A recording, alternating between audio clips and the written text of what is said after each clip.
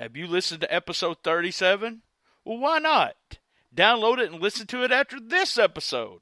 But here's a clip first. Bar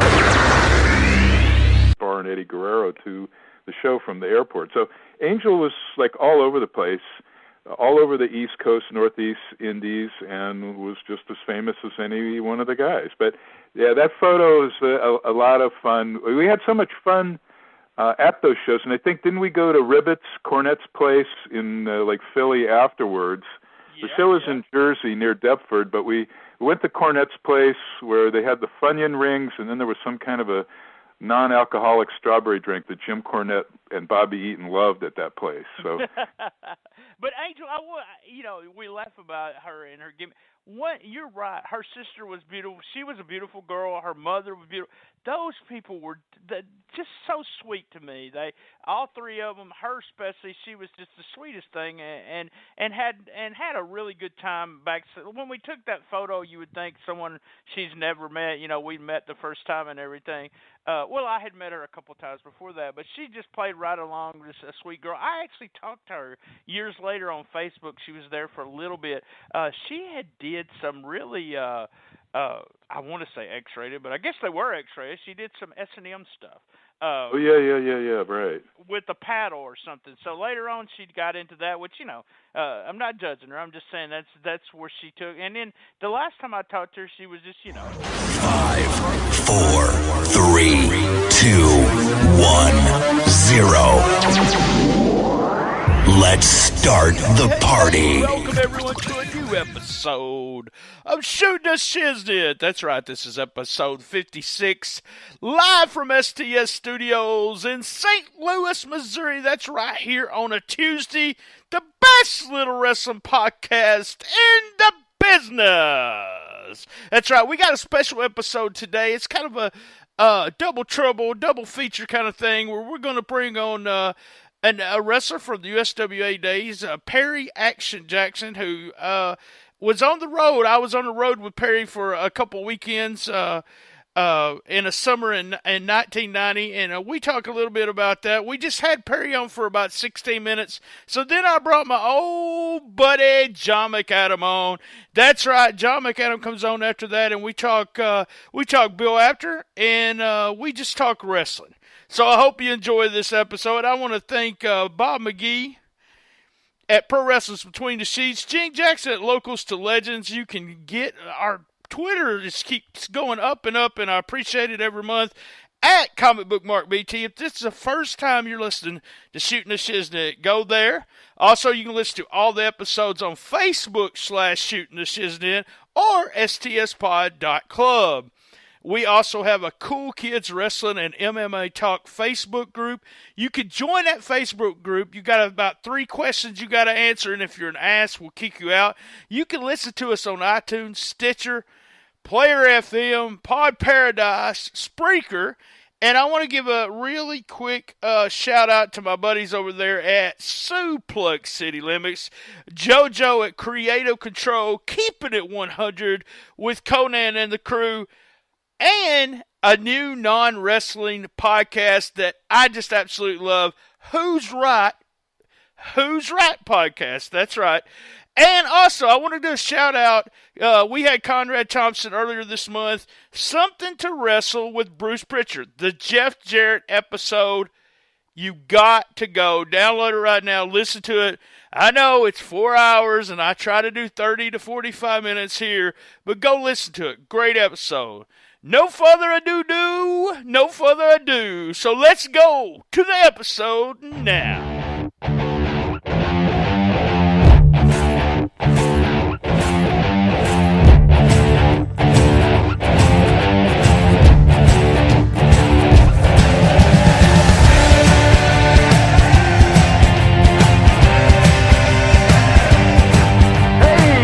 This is a new episode of Shootin the Shiznit with my, believe it or not, my old buddy, AJ, Action Jackson, Perry Jackson. It's been a long time, my friend.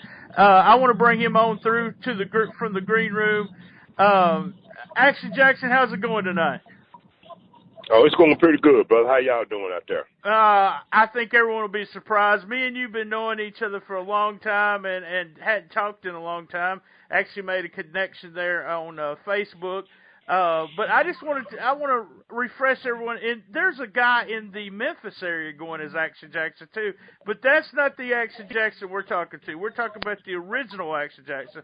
So I just want to first start out just talking about how you got into wrestling and things like that. Then we'll go into more stuff here. Number one, growing up, were you a big fan growing up? Oh, yes, I was. I was a big fan of this business. Awesome. So who did you grow up? Who was your favorites when you was growing up?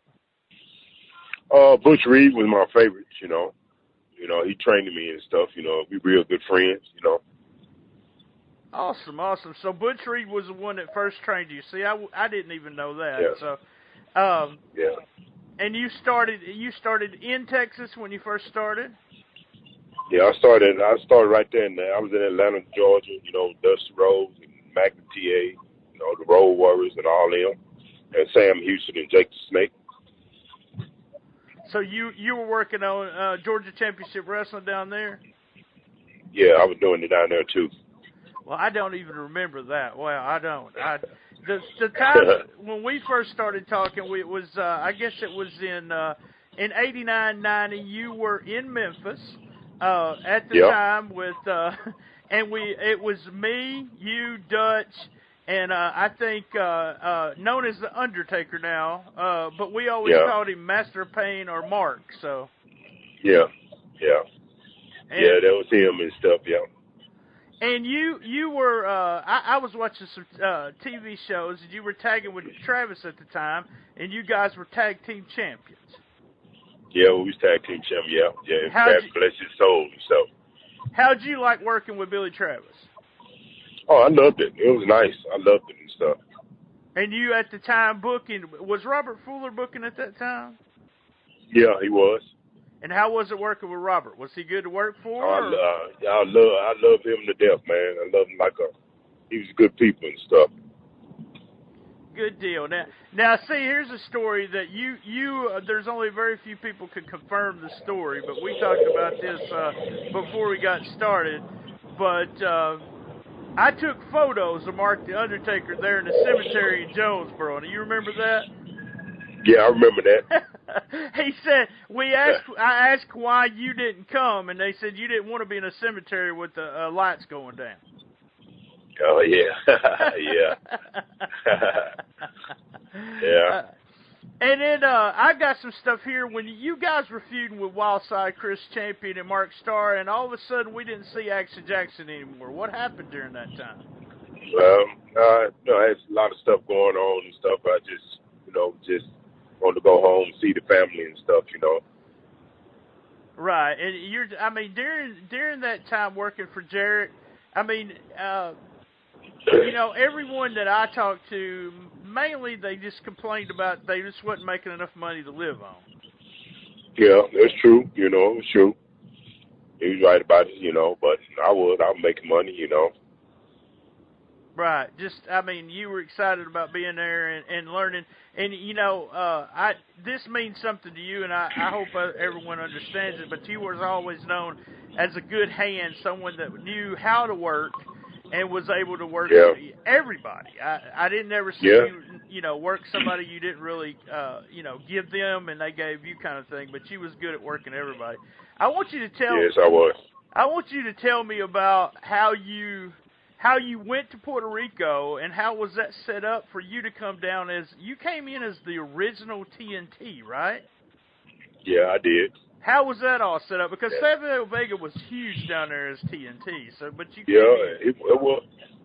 Yeah, it was. The people. The people was great down there. They, they loved me and stuff. Like when I walked the street, I couldn't even walk the streets. Everybody, knew who I was and stuff. And it was great down there.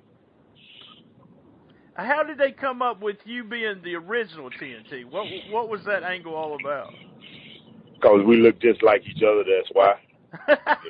It was good. It was good, the people, it was good. I liked it and stuff, but, I just kind of got tired of it, Working Puerto Rico, and they always say that working Puerto Rico is tough because you have to fight the crowd so much. Did you have any of that, or was you a babyface the whole time?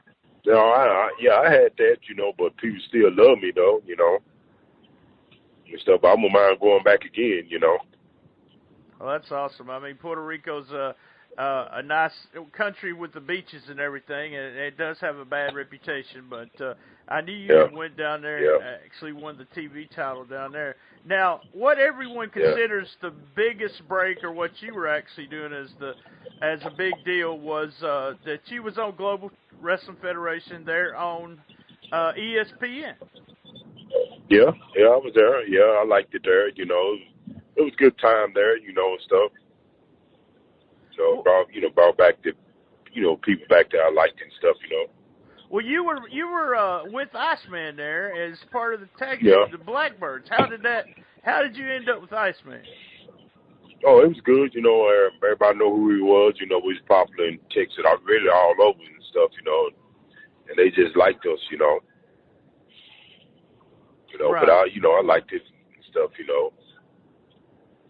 And then there's a match on YouTube, and it's just funny, but you guys were working the Ebony Experience. And that's who y'all won the tag team belts against, also known as Harlem Heat. So how you like working with Stevie Ray and Booker T? Oh, it was wonderful. I loved them. It was good. I loved them to death. Yeah, and so it was good. I seen somewhere online that they said that you and Iceman broke up, and you're still feuding. Yeah, we are. But I like. I'm a type of person. I like being by myself. I don't like being with no tag team partner. Nothing. I like just being by myself. Right. You just being able to work matches, and you've been pretty much in Texas since you left the Memphis area, right? Yeah, I have. Yes, I have. And you had go ahead. No, I've been all over. I've been to Japan and Australia and, and Russia and all that. I've been just about all over. Who did you work for in Japan? I forgot his name, it's different people I worked with down there, Right. And then when you were in Global there, they had some of the big names. Chris Champion's not with us anymore. I mean, not Chris Champion, but Chris Adams is not with us anymore, and you worked him. How did you like working with Chris Adams? Oh, it was wonderful. We tagged up together. It was good. I loved it, Awesome, good. And JBL was down there also with you guys, too, wasn't he? Yeah, he was there, too. Now, who's still some of the guys you still talk to on a regular? Do you ever talk to Mark or Taker on a regular basis? Yeah, I talk to him. Bless my little girl. So it's my little girl's godfather. Oh, okay. Yeah. Awesome. Yeah, he's a good. Yeah, I love talking to him. And stuff. I think he'll be back in the ring. I heard he was gonna be back. So what have you done, say, in the recent years? Do we still just work independent in Texas, or have we went away anywhere different? Yeah, I'm trying to do something in my hometown. I'm going to talk to him tomorrow and see if I can do something on Christmas. Christmas night. I think that'd be good. People want to have something to do after they finish eating and stuff. Right. And do you promote your own shows, or is that what you've done too? Promote it and everything? Yeah, I do that. Yeah, I do that too, Well, good deal, man. It's the thing about it is that roster that you were on during the Memphis days, and I wanted, what happened was I had a friend come from Chicago and one come from one from Chicago and one from New York, and we took the route that you guys took, and you rode with us a couple times there, and you were always welcome to, sleep at my house on a Saturday night if that's what you wanted to do. Yeah. But was that the hardest trips that you had to make during the old days in Memphis? Was that? Yeah, it was pretty hard, it was real hard, So since some of the listeners don't get what towns and everything you guys used to have to hit. Just give us let's start on Monday night. We're in Memphis. So where we go for Monday night? We go to Louisville, Kentucky. And then sometimes we go like to Arkansas, Jonesboro, Arkansas or something. And then you head to, what about Evansville? Evansville was on what day? Yeah. I think Evansville was on Wednesday. Yeah, and then... I think that was. Yeah. And then you had spot shows, like you said, on either Saturday. But you also had to go, sometimes you had to go from Memphis to Nashville on Saturday nights, too, right? Yeah, Nashville, Tennessee, yeah. Yeah, I don't think people understand the travel. People talk about the travel the WWE guys do right now, but you guys it was tough and there wasn't a lot of money to be made, so. Yeah, it was true, but now, money be made now, Right. I seen a bunch of stuff listed. Like I said, we hadn't talked in years, and I seen a bunch of stuff listed. Did you ever go in and do jobs for the WWE? Because I seen your name in a couple places.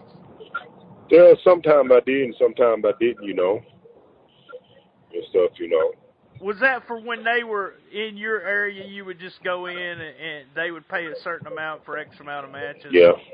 It just when I was in my area, like in Texas, And they took care of you down there, huh? Oh, yeah, they took care of me, yeah. But that was because I never knew that you actually worked any stuff with WWE, but I know a lot of guys do that. Yeah, I did and stuff, All right, man, we're fixing to take a quick commercial. We'll be right back with Action Jackson. All right. Hey, guys, this week I'm going to take the commercial time and kind of ask if anyone's interested in joining me, that's right, Brian Trammell, on a brand new project that I'm working on. It will debut either the first or second Monday of 2018, but I need someone to help. So I need a new co-host. I'm getting rid of Lance. No, just kidding, guys. This is a new show, and your qualifications are simple. Number one, you have to be a Wrestling Observer newsletter subscriber.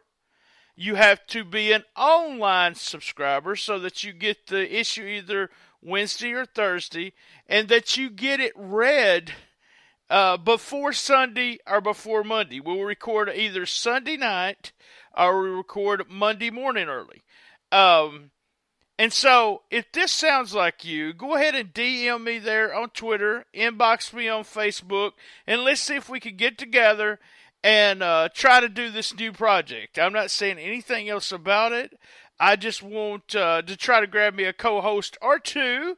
Who knows? Maybe it'll be a trio. Contact me. Do it today. I'm planning ahead. Help me out. Help a brother out. Now back to the episode.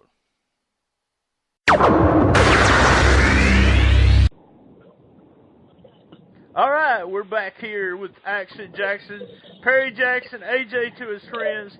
Now, AJ, I see you on Facebook all the time with all these, let me just be honest, big booty women on Facebook. Now, tell me how are you with so many big booty women? Oh, well, it's just friends, good friends of mine and stuff, that's all it is. I see that when I kept seeing all your photos, I just I got a big laugh every time I got to see them. So I know. So here's what I want you to do now. We may piece this together and put someone else on the show with you and talk about Memphis Wrestling. But before we go, I just really want you to tell everyone how can they, if they're listening to Texas, and we have listeners in Texas, how can they contact you, tell your Facebook, if you got Twitter, whatever. We want to put over all your stuff. Yeah. Well, they can look me up. I got a Instagram, Action Jackson Food. And I got my Facebook, AJ Jackson, they can look me up and stuff. Want to call me, they can call me at 214-675-8671. There you go. You got it, guys. You can actually call Action Jackson. And if you're in the Texas area, and you want an old pro to come in and help you and run the show or whatever. I mean, like I said, the young people listening to this may not understand when I say a good hand. You always have been that. Yeah, I sure appreciate it. You know, I love people and stuff, and I love going to school and talk to people and stuff, you know, and help people out. All right, man. We're going to cut it off here. We're going to bring another guest on. We'll have a double trouble here with Action Jacks. Hey, man, have a good night, and we thank you for being on Shootin the Shiznit. Okay.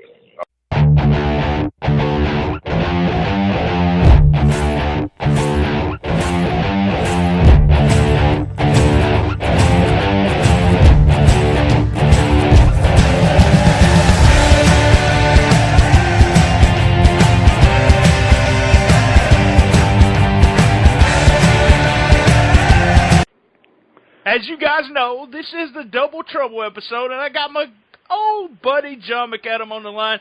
John, we got a segment after this that we're going to put on with you and me just sitting down. We were just talking Shiznit while we was waiting on the Golden Boy, but the first segment is you kind of tease me with this, so I want you to come on here. I never tease anyone. You tease me, John McAdam. I want you to come on here and talk to me about, you meeting Bill Apter. We had Bill Apter earlier this month, a great episode, just a fantastic guy. But I want you to come on and tell listeners about meeting Bill Apter. Well, first of all, it was a really good episode. Congratulations to you. I'll tell you about it. Me and my friends went on our first wrestling road trip. It was May 29th, 1984. We went from Nashua, New Hampshire to the New Jersey Meadowlands to see the show that had Ric Flair and Ricky Steamboat headlining. It's about a 4.5-hour trip plus traffic, but we made this into a 3-day thing. We left the day before, we hung around the day of, and we came back the next day. So anyway, we weren't sure who the NWA champion was. Like, we didn't know if we were going to be seeing Flair versus Steamboat or Kerry versus Steamboat, because Kerry was being advertised as the NWA champion on World Class Wrestling, whereas World Championship Wrestling on TBS hadn't even acknowledged Kerry winning the belt. So, I mean, talk about the NWA, flying down the toilet. But anyway, one of my buddies, he had family in northern New Jersey, and we stayed there, for 3 days. And we had the idea of getting up reasonably early and heading into New York City, to have fun there and kill a day. And we wound up getting lost in Paterson, New Jersey. Now, here we are, 3 white kids with New Hampshire plates and a decent car. I'm lucky I'm here to talk about this. But anyway, we forget the idea of going into New York. How can you not find New York City, but welcome to my world? And then we've got time to kill before the show now, and we go into an Italian restaurant in Hoboken, and they had just sat us down, and Bill Apter and Craig Peters walk in. Now, Brian, you knew me in the 80s, so you know I really did this. I'm like, oh my God, it's Bill Apter and Craig Peters! Yeah, that's kind of like the way we, I've been around a lot of guys, and, Undertaker, when he mentioned in the front of this episode, but, Undertaker stayed at my apartment back in the day, Lawler, Dutch, main guys, but, me and Lance, we kind of marked out for having Bill Apter on the show. So I'm 51 years old, and I marked out for Bill Apter. So there you go. So it's okay to mark out for him. But anyway, so they come over. They kind of laugh. They come over, shake our hands. We introduce ourselves to them, and they ask us, "Is it okay if we sit with you guys?" Oh wow! Yeah, I'm like, yeah. We're 3 19, 20, and 20-year-old doofuses from Metro Boston, and they're going to hang with us. So they gave us a copy of the program for the night. Advanced copies of an upcoming issue of PWI, 2 things that I was going to buy anyway. Right. And they gave us PWI swag. They gave us buttons, a couple of other things. I mean, they're just throwing stuff at us. So we obviously were making conversation, but we're using these guys as a resource. These guys know everything. We're sitting before the wrestling gods, and we're asking them questions like, how much money do these guys make? I didn't want to know exactly, what to the penny Hulk Hogan made, but I didn't know if he made, $50 grand, 50,000 grand, right. $1 million. I had no idea. Like I knew what the baseball players made. I was asking him, what else? How come we don't find out anything about the wrestlers' families, or very rarely? Because if you buy, let's say, a Red Sox or a Patriots yearbook, there are pictures of the players, their wives, and their children, and wrestling was completely secretive. Well, what else did I ask him? What their schedules really were like. Did these guys really wrestle 6 nights a week? How can you do that? And Bill and Craig totally kept kayfabe the whole time. It's like, I don't know how much these guys make. Of course they had an idea, and that's all we were trying to get. And they were like, no way. Bill asked us, he's like, what do you like about the magazines? What don't you like about the magazines? What would you like to see change? And I came right out and I said, you already fixed the biggest thing I wanted to see change. You got rid of the apartment wrestling. And they had just done that, and Bill was saying, yeah, we got pretty much nothing but positive feedback on that, which kind of surprised me. That's one thing that I've got, because I've already talked to Bill about doing an episode again in November or December for the end of the year, and that's one of the things, and I can't wait to hear the story about apartment wrestling. So, I'm going to tell you, John. Either. John, I know this might surprise you, but I'm not on your side on this part. So, I enjoyed the apartment wrestling. Let's just say that, okay? Go ahead. You just go on. So. Let me just say this. I could just as easily buy a Playboy or a Penthouse. What do I need this for? Well, I'm talking about when I was younger. I mean, you're talking, I was getting wrestling magazines, 12 or 13 years old, and they had, this apartment wrestling in it. So, hey, it was better than the JCPenney catalog at the time. They used to have some really, some crazy ads in the mid-'70s. And I'd hide these magazines from my parents. But anyway, the one thing Bill missed the dartboard on, this was right in the middle of the Cyndi Lauper, Lou Albano angle. Right. And we're asking him, is Cyndi Lauper really going to be on Piper's Pit? And he's like, guys, come on. She's like the #1 recording star in the world now. I think she had one of her singles was #1 at the time. And he's like, do you really think she's going to fly to Allentown, Pennsylvania, and be on Vince McMahon's wrestling show with Lou Albano and Roddy Piper? And we're like, yeah, that's a good point. Of course, she shows up 2 or 3 weeks later. But they are great. They were great conversationalists, just the nicest guys. The bill came, and we're like, no, we want to pay for ours. And they're like, well, we're not hearing about it. So think about, all of the money I saved, basically, on account of these guys. Bill they were Apter, great. Yeah. You saved for a new issue, a program, and the meal. So, hey, that you can't beat it. Dinner with Bill Apter there, yeah. But what? It wasn't even about, it was great that they're paying for all of our stuff. We didn't have a lot of money at this point in our lives, but just to meet someone that, I had been purchasing his product since 1976, so we're 8 years into this. I'd seen, and when I say purchasing the product, I mean everything. Long before this point, I would walk into a bookstore or whatever, and if I didn't have the wrestling magazine, I bought it. Me too. I raised my hand on that one. That was, I got, there was wrestling magazines that they would have at the gimmicks table, Wrestling Review, I think it was, at the Memphis shows. I would get those. I would make sure that I got every, I don't know what the title, I can't remember, but Pro Wrestling Illustrated, was it Inside Wrestler or something like that? They were all part of their family of the Apter mags that eventually become known as Apter mags. But I was just like you. If we went to the store and there was a new one, because what I did is I got them at the supermarket. So my mother went and bought groceries every Friday, or it was on Saturday morning that we went to town, as we used to say in the South, because we were in a real little town, and we would travel to the big town. And so that was the first place I went. I would go, after the first time I went to wrestling, it was magazines, and I would go to that newsstand, and go, okay, so which one of these I want? So I want these two because I don't have them. And, my next thing was they always had that little circle that had my comic books on it. So I was getting my comic books, I was getting my wrestling books, but I was like you. If I didn't have it and it was a new one, then I just want to absorb all the knowledge that was in it. So. Oh, yeah, when I was a kid, now I'm talking like 12, 13, 14 years old, I lived in North Attleboro, Massachusetts, and I would get on my bike and travel to a place in Plainville, Massachusetts, which was probably a good 5-mile ride each way because, A, they had all of the magazines, and B, I didn't want some girl in North Attleboro catching me buying wrestling magazines. And I did the same thing.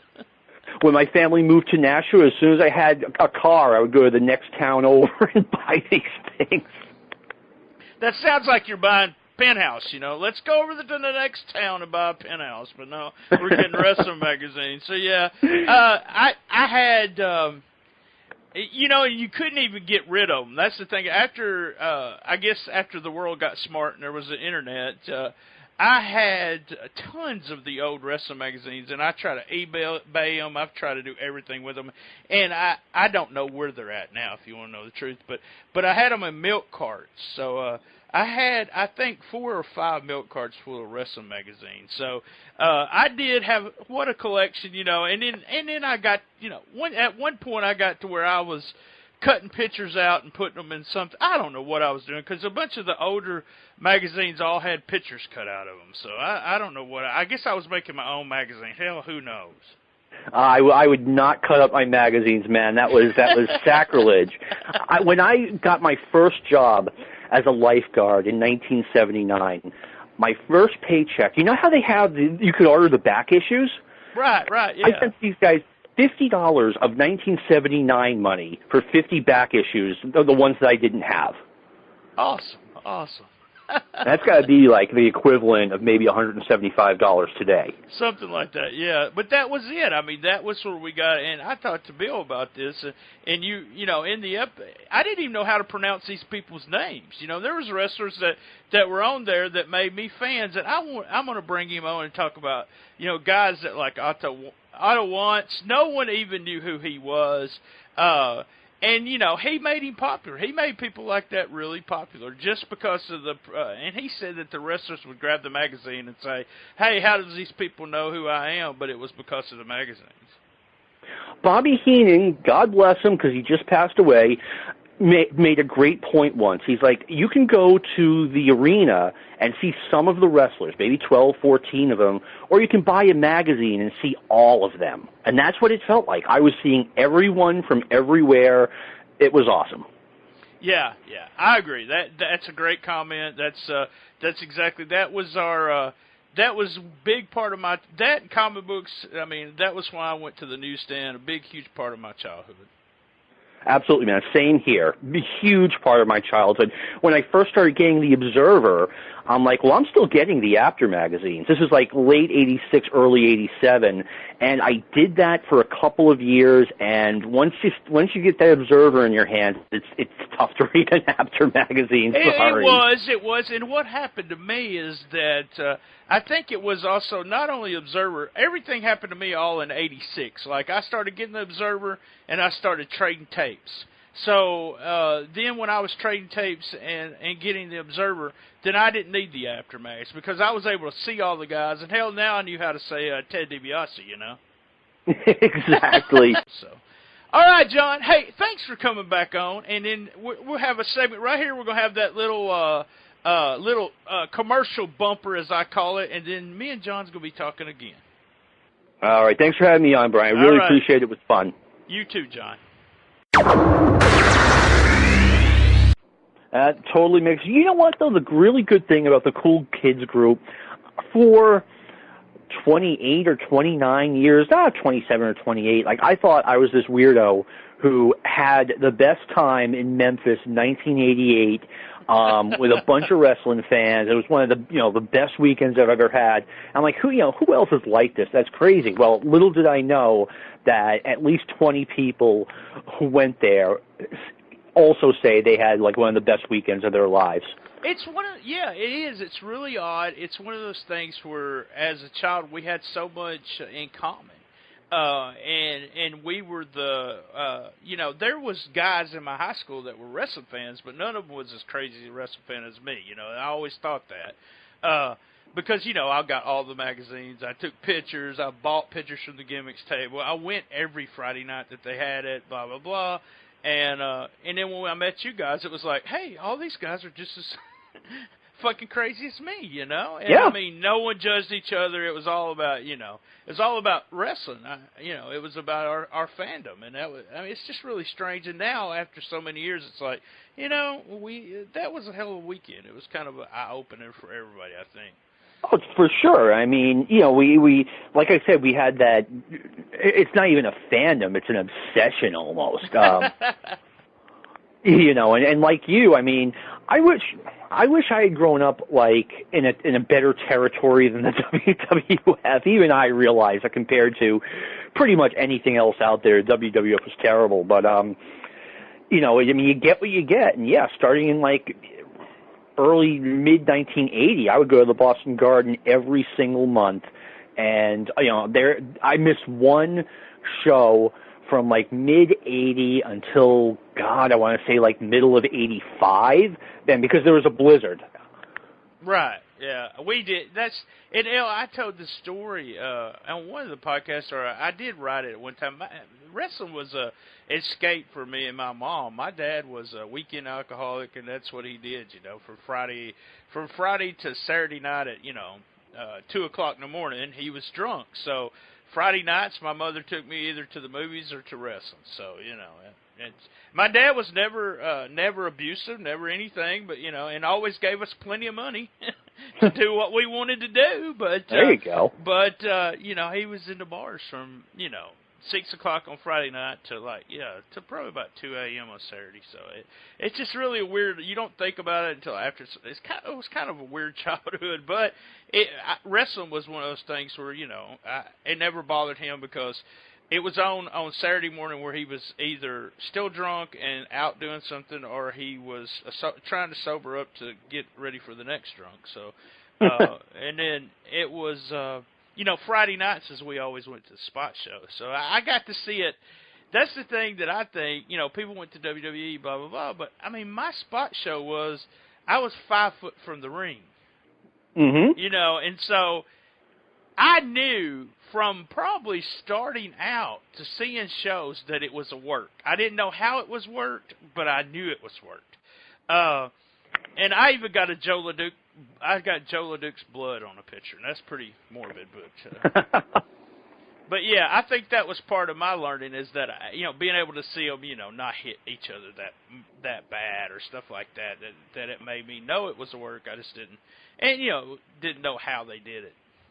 I'll never forget. I think I told you about this. I was at a Christmas party in the end of '86, and I came home, and there were like 3 sample copies of The Observer waiting for me. I got home ridiculously late. It was like 3:30 in the morning, and I see these things on the kitchen table. I open them up, and it was like magic. I couldn't believe this guy knew all of the stuff that he knew. And it was like you said, you knew it was a work, but you didn't know how it was worked until you got The Observer or whatever else.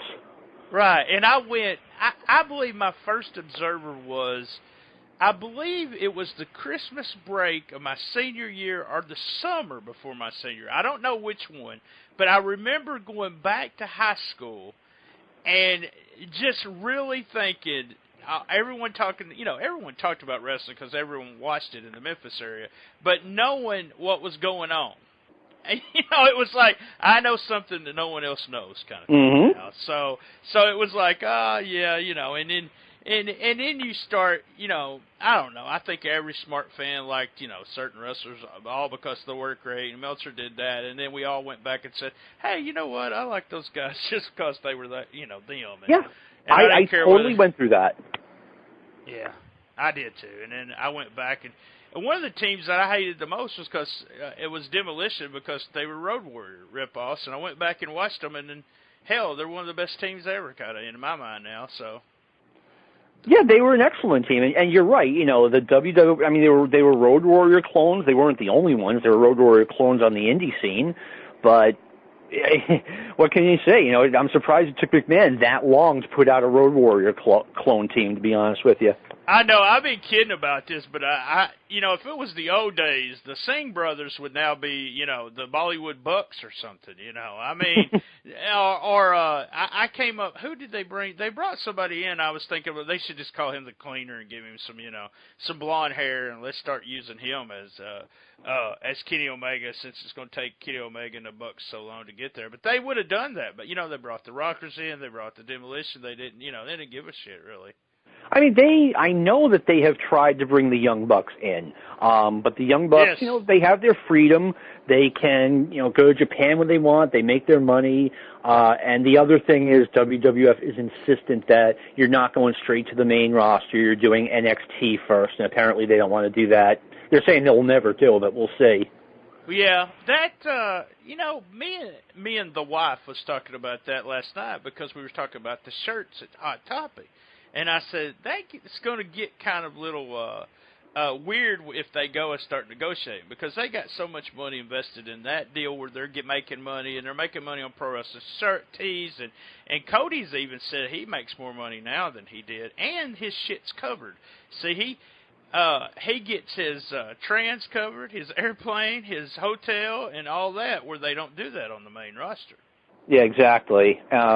Yeah, Cody was a funny thing. I mean, he exploded on the indie scene after being just, you know, really never getting out of the undercard in the WWF. You know, I liked him, but he got opportunities, you know? Oh, I like him a lot. I do. I just, he seems I didn't get to go to the Glory Pro runs here. I didn't get to go to the show he was there, but all the guys that went, I know, said he was super nice, just, you know, down-to-earth kind of guy, and seems like he's pretty happy to be doing what. And he said, you know, it makes more money, and he made WWE, which would make the Bucks know they make more money. So that might be the thing that keeps them where they're at. So. Yeah.